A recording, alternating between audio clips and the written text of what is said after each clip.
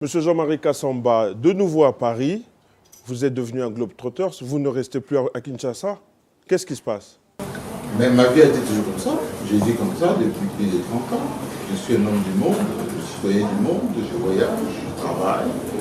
Je ne suis pas en train de me balader sans raison. Je suis en train de travailler pour le pays, pour ceux qui me suivent et ceux qui aiment ce que je fais. Et donc, je prends mon pied en faisant ce travail depuis plus de 30 ans. Et je suis content. Vous êtes content comme ça, mais pourtant, on vous a vu et les services qui accompagnent le président de la République congolaise, M. Joseph Kabila, parlent bien d'un désamour entre vous et le président Kabila, puisque d'ailleurs, lors de la 73e rendez-vous, en tout cas onusien, vous qui êtes d'habitude coutumier à venir en amont, déjà préparer le terrain, comme on aime dire, vous avez même été recalé de la délégation officielle et vous avez forcé votre venue à New York. Bien au contraire, s'il y a quelqu'un qui est dans le cœur de Joseph Kabila, c'est bien moi. Je n'aime pas trop les dire parce que ça fait parfois des envieux pour rien. C'est notre président, c'est le patron de notre pays, de notre démocratie, c'est le cœur de la nation, de toute la nation congolaise. Mais c'est aussi mon président, c'est mon ami, c'est mon frère. Je l'aime beaucoup, on s'aime beaucoup. Il aidait ma famille, comme je dis très souvent, Joseph Kabila. Et donc, ceux qui attendent qu'il y ait quoi que ce soit entre nous, ils se trompent des sujets. Quelqu'un qui est de ma famille, je ne vois pas comment ça peut aller mal, non? Pourtant, les images témoignent quand même d'une froideur entre vous et ce président qui vous salue sèchement et continue et sourit et parle même à votre ami Sampé. Mais au contraire, ce que vous n'avez pas vu, c'est que ce matin-là, j'étais déjà avec lui. Ce que vous ne savez pas, c'est que la veille, on a fait une randonnée sur le fleuve, le Tchad, et ce que vous oubliez, et que nous parlons quasi régulièrement. Non, on appelle ça le body language. Il y a le body language qui dit beaucoup de choses, une froideur, il ne vous regarde quasiment pas, et la personne qui suit a droit à un sourire, a droit à un petit mot. Ça veut tout dire. Non. Moi, nous, on est bien, on se porte bien. Je suis le seul qui mange les foufous de maman aujourd'hui. Savez-vous qu'au départ de Kinshasa, j'ai voyagé en famille avec la famille du président. Et donc, non, ne vous inquiétez pas, tout va bien entre nous. Vous ne faisiez pas partie officiellement de la délégation congolaise? Si. Ben, si vous voulez, je vous donne l'ordre de mission. Non, vous y étiez en tant que journaliste congolais, directeur d'un média accrédité à l'ONU, mais vous n'y étiez pas en tant que responsable ou membre de la délégation congolaise. Si, je vous donnerai l'ordre de mission tout à l'heure. Intégrante et officiellement de la délégation de la RDC aux Nations Unies en tant que cadre, pris en charge 100% par l'État congolais. C'est comme ça que ça se passe depuis 10 ans. Pourtant, vous venez de dire que vous êtes un chef d'entreprise, un entrepreneur qui, malgré tout, se laisse vivre sous les dorures de la République. Non, pas sous les dorures. Je suis un responsable qui travaille pour la visibilité de notre pays. Ça, il faut le dire. Vous devez le savoir. Quelqu'un qui s'occupe de l'image du pays. C'est lui qui emploie les Congolais. C'est lui qui travaille pour que le Congo soit mieux vendu, mieux compris. Lui, la République peut lui être reconnaissante. C'est tout à fait normal. Il y a des gens qui ne font absolument rien pour le Congo, mais qui bénéficient quelquefois de la protection du Congo. Mais il vous est reproché également d'empêcher ceux qui veulent faire quelque chose pour le Congo en termes de visibilité d'exister. On dit que Jean-Marie Kassamba, il est omniprésent. Vous êtes auprès du Premier ministre, vous êtes auprès du Président de la République. Mais vous êtes en train de vous contredire là. Ah non, il y a une omniprésence de M. Kassamba. Comment voulez-vous que quelqu'un qui n'est pas dans les bonnes grâces peut en même temps être influent, être partout? Non, moi je fais mon travail, l'État congolais, mes compatriotes, les responsables, voient que ce monsieur, il se comporte d'une manière honnête, très engagé, il aime son peuple, son pays. Vos fonctions, M. Kassamba, puisque vous parlez de contradiction, vous êtes directeur d'un média, vous êtes responsable, ou en tout cas le communicant des grands travaux du président de la République, vous êtes également dans la communication du Premier ministre. Donc, de la République. Non. Je m'occupe de la République. Il est Premier ministre de la République. Le Premier ministre de la République démocratique du Congo. Absolument. Alors, l'omniprésence de M. Kassamba sur ces trois points-là pose également problème, puisque d'autres de ces 85 millions d'âmes congolaises peuvent également exercer, occuper ces fonctions. Oui, mais moi, je ne fais que mon travail. Qu'est-ce que vous voulez que je fasse? C'est lui qui veut être au service de la nation. Il y a des gens qui aiment les Congolais, qui critiquent les Congolais, qui travaillent pour que son image soit terrible. Mais on ne peut pas vouloir les choses qui ne sont pas vraies. En politique, aujourd'hui, on parle de cumulard. Est-ce que vous, Jean-Marie Kassamba, vous vous considérez comme un cumulard? Non. Et je suis tout simplement à la disposition. Et je fais ce travail avec mon cœur. J'ai la risque d'ailleurs. Et je suis comme ça. Quand j'étais en Europe ici, je faisais la même chose pour les Zaïre. Au Congo, j'ai fait la même chose pour le Congo. Ça va continuer comme ça. Alors, est-ce que pour Jean-Marie Kassamba, permettez-moi de poser cette question, la bonne santé, est-ce que pour M. Kassamba, on peut occuper le poste de ministre, de député national, ou même de bourgmestre en même temps? Mais je ne suis pas tout ça. Non. Mais vous occupez plusieurs fonctions en même temps. Je vous parle maintenant de ce qu'on appelle de cumulard. Non, je ne cumule rien. Je ne cumule rien, je suis juste présent. Je fais le travail en tant que spécialiste de la communication, celui qui s'occupe des images de son pays, de la conscience de son pays, tout simplement. Mais j'ai mon affaire privée qui s'appelle Télé 50 et j'ai les responsabilités de gérer la presse au Congo.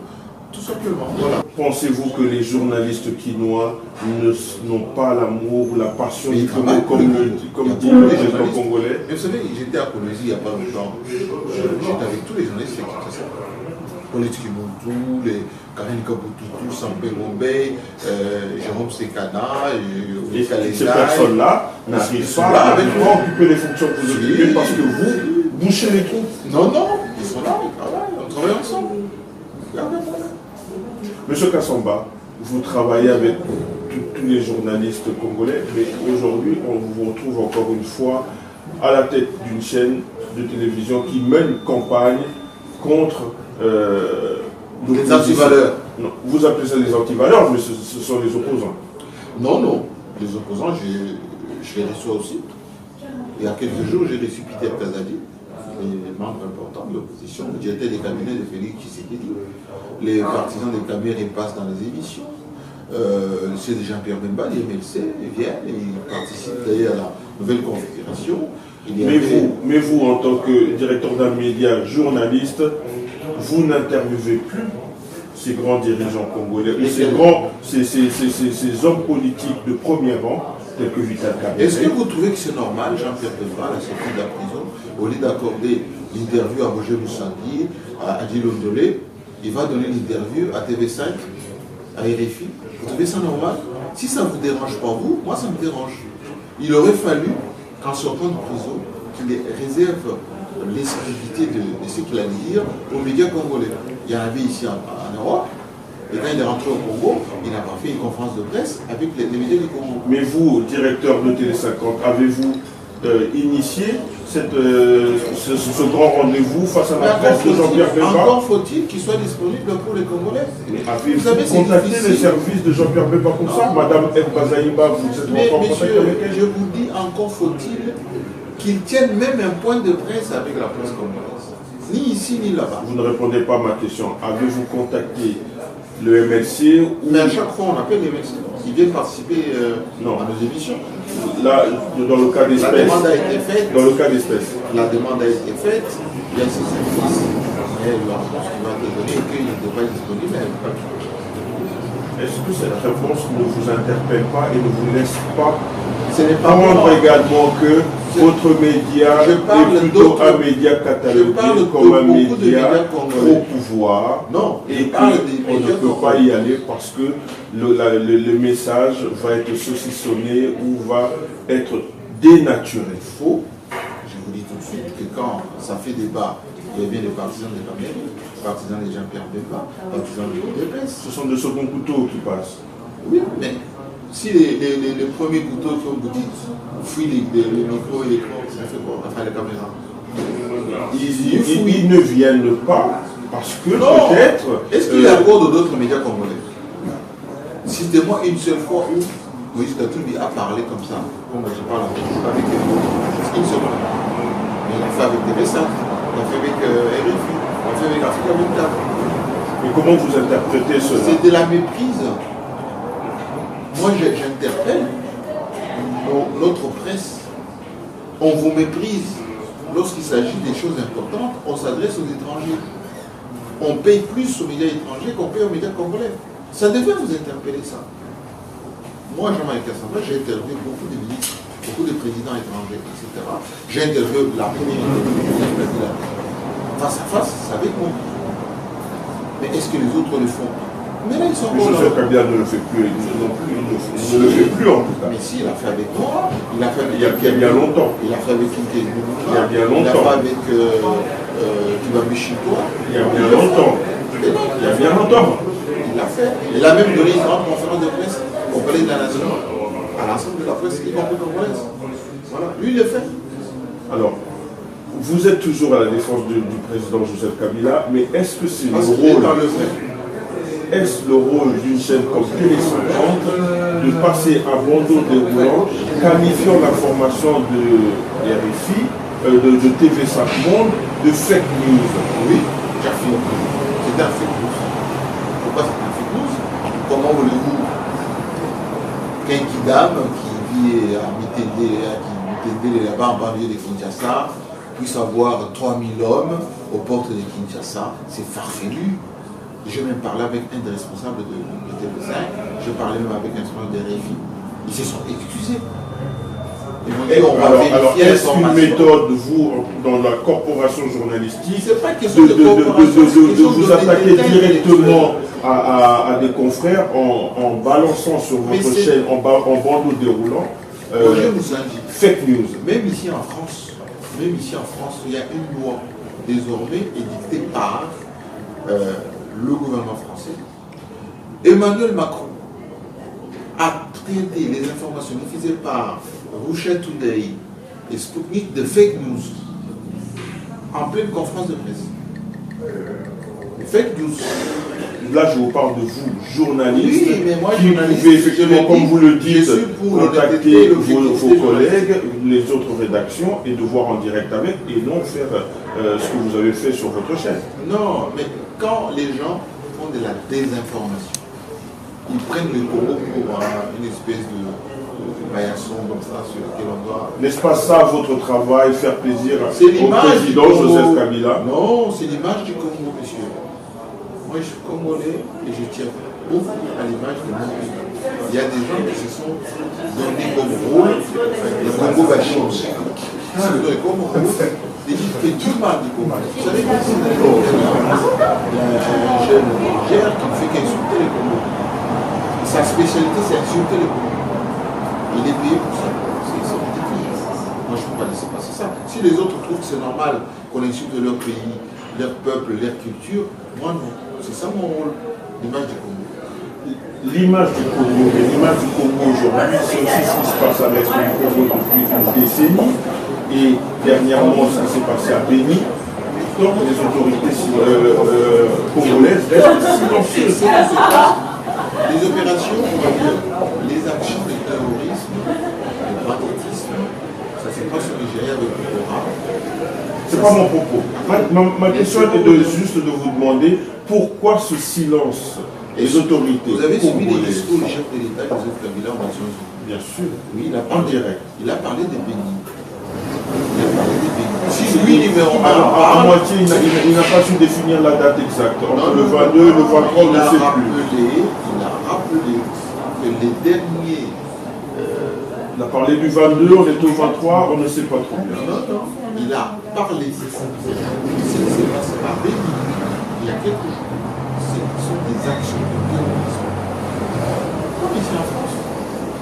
Ce qui se passe là en ce moment, dans le nord de la France, et on a déployé la police là-bas, c'est du terrorisme.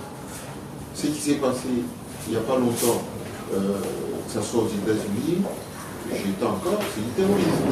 Ce qui se passe en ce moment au Burkina Faso, au Mali, c'est du terrorisme. Ce qui se passe au Cameroun, dans les zones anglophones, c'est du terrorisme. Et donc je peux vous citer des exemples comme ça. Le Congo, c'est un pays qui vit sur terre. S'il y a des opérations qui sont... Vous êtes satisfait de ces quelques mots lors du discours du président de la République en disant juste que ce serait du terrorisme? C'est de la détermination du président de la République qui a la maîtrise de l'ensemble du territoire et qui vous explique que les terroristes n'ont pas des armées au Congo, ils n'ont pas non plus des armées au Mali, n'ont pas des armées au Burkina Faso, n'ont pas des armées au Sud-Soudan. Et on va les combattre, et on continue à les combattre. Aussitôt que ces terroristes vont attaquer l'armée nationale, qui est de plus en plus forte aujourd'hui, ça l'est occupé, ça s'est calmé. Le bilan du président Joseph Kabila, qui a bientôt 3 mois de la fin de son mandat, serait quoi? En termes sécuritaire, je voulais dire. Oui, positif.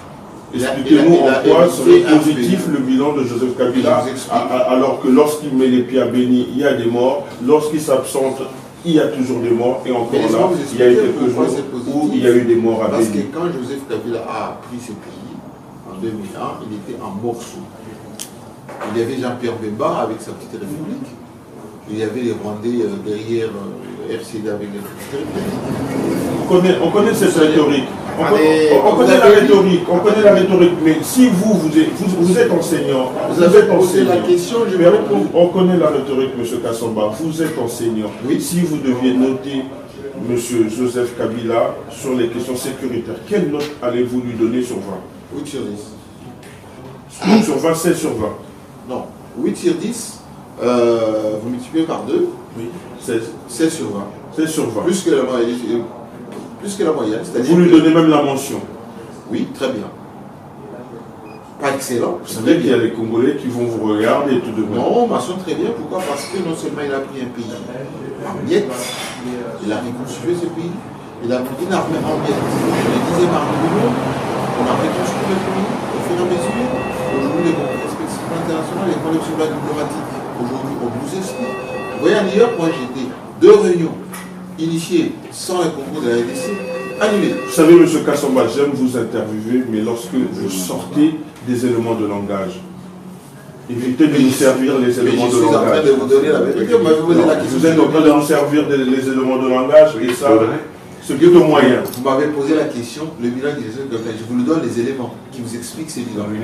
C'est un monsieur, aujourd'hui, même sur le plan de la démocratie, qui est respecté, qui sert de modèle aujourd'hui. Pourquoi? Parce que autour de la RDC, il n'y a que les gens qui ont tripatouillé les textes, qui n'ont respecté aucun principe démocratique d'alternance. Aujourd'hui, Joseph Kabila l'a respecté. Il doit être honoré pour ça. Monsieur Kassamba, à la différence de beaucoup de Congolais, vous avez la chance de voyager à l'intérieur du pays. Est-ce que vous voyez, vous continuez à dire que, en termes de sécuritaire, le président Joseph Kabila mérite un 16 sur 20? Bien sûr, je confirme. Il n'y a pas un territoire, il n'y a pas une seule province, il y a une seule province de la République qui n'est pas sous contrôle de la RDC. Il n'y a aucune. Il y a quelques zones où les gens sortent la nuit, ils terrorisent la population, ils volent des bétails. Et les FARDC n'arrivent pas à éradiquer ces proches de... J'ai salué notre armée, notre police, qui aujourd'hui est la plus respectée de la société. Même si les gens ne les disent pas, ils les savent et ils craignent ça. La même armée qui est chassée lorsqu'elle va en mission des Nations Unies, elle est en Centrafrique. Les dissidents en Centrafrique? Non. C'est elle. Non, bien elle a été chassée. Elle a été chassée avant. Elle a été chassée. On a d'ailleurs, moi je elle a été chassée après de la Centrafrique. C'était la police.